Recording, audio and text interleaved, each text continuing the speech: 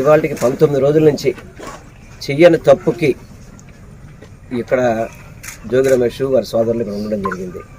తప్పుడు కేసులు పెట్టి ఏదైతే ఇందాక పెద్దలు గోవర్ధన్ రెడ్డి గారు చెప్పారో, ఈ యొక్క రాష్ట్రంలో పోలీసు వ్యవస్థ అంతా కూడా లా అండ్ ఆర్డర్ మీద కానీ ఇతర దాని మీద ఎక్కడ కూడా దృష్టి పెట్టకుండా కేవలం వైఎస్ఆర్సీపీ నాయకులందరినీ కూడా వేధించే విధంగా ఎవరైతే ఈ కూటమి ప్రభుత్వం చేసే తప్పుల్ని ప్రశ్నిస్తుంటారో వారందరినీ కూడా అరెస్టు చేసే విధంగానే ఈ యొక్క లా అండ్ ఆర్డర్ కానీ పోలీసు వ్యవస్థ పనిచేస్తుంది తప్ప ఎక్కడ కూడా లా అండ్ ఆర్డర్ చేయడం కానివ్వండి. ఎందుకంటే పోలీసు వ్యవస్థ నిఘా వ్యవస్థ చక్కగా ఉంటే కనుక ఎక్కడో కూడా మనకి గతంలో కంటే కూడా దారుణాలు జరుగుతున్నాయి. ఇప్పుడు దారుణాలు వాటి ఎక్కడిని కూడా కనీసం పట్టించుకునే పరిస్థితి లేదు. ఈ కుటుంబ ప్రభుత్వం ఏర్పడ్డాక సంక్షేమ పథకాలు అమలు లేదు, అభివృద్ధి లేదు.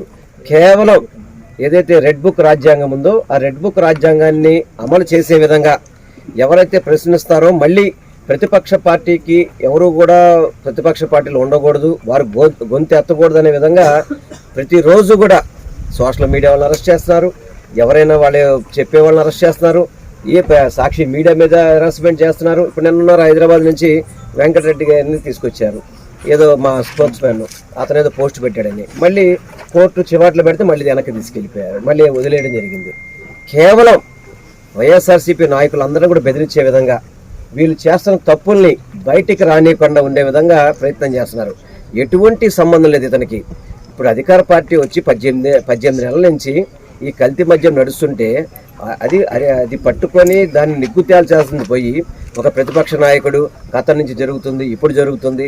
మీరు చూశారు కదా, అతను ఎవరైతే కల్తీ మద్యం చేశాడో ఆ వ్యక్తి ఎవరితో ఫోటోలు దిగాడు, ఎవరితో బీఫామ్ ఇచ్చినప్పుడు చూశాడు, మనందరం కూడా సాక్షాత్కారం చూపెట్టాం.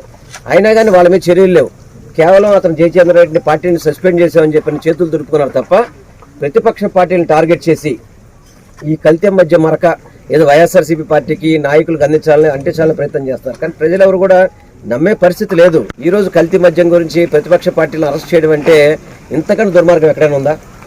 అందుకనే మేమందరం కూడా కోరుకునేది ఒకటే, తప్పనిసరిగా కోర్టులో న్యాయం గెలుచుద్ది. 120 రూపాయలు జోగి రమేష్ గారు కానీ వారి సోదరుడు కానీ కడిగిన ముత్యంలాగా బయటకు వస్తారు, సమస్య లేదు.